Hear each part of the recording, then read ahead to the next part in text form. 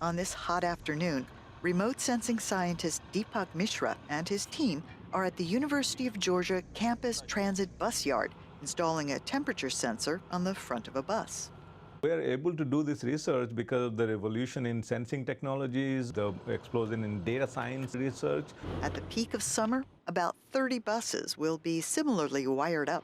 We're collecting temperature data from these buses every 5 seconds as they go around the campus, go around the town. Volunteers, mostly students, are pitching in too, with wearable sensors strapped to their backpacks and belts. And then we start seeing how these temperatures are changing across town, which areas are consistently showing high temperatures, and what happens in the evening time, what happens in the nighttime. 32 is about 90 Fahrenheit. With support from the National Science Foundation, the University of Georgia team is compiling highly detailed, fine-resolution maps showing what's called the urban heat island in their town of Athens, Georgia. Heat is the leading weather killer. It kills more people every year than tornadoes, hurricanes, floods. Scientists have known about the urban heat island effect for decades, making maps from satellite data. Heat islands are urban areas that are hotter than their less developed surroundings, mostly because they're largely devoid of trees.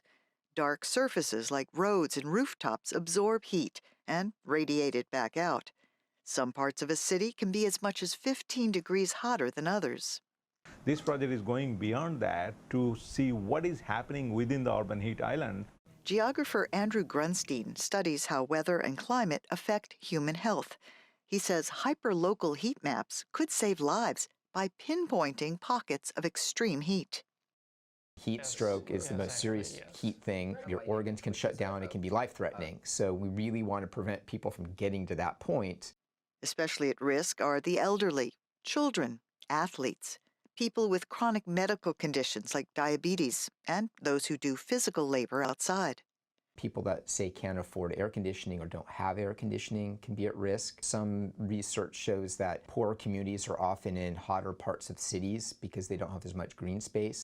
This project in Athens is a small-scale experiment, but Mishra expects that these heat maps will be commonplace in the future.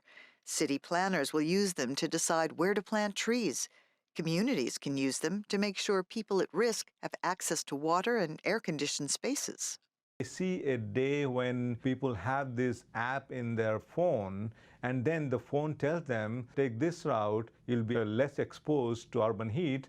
Using data to drive better decision-making when the heat is on. Faith Lapidus, VOA News.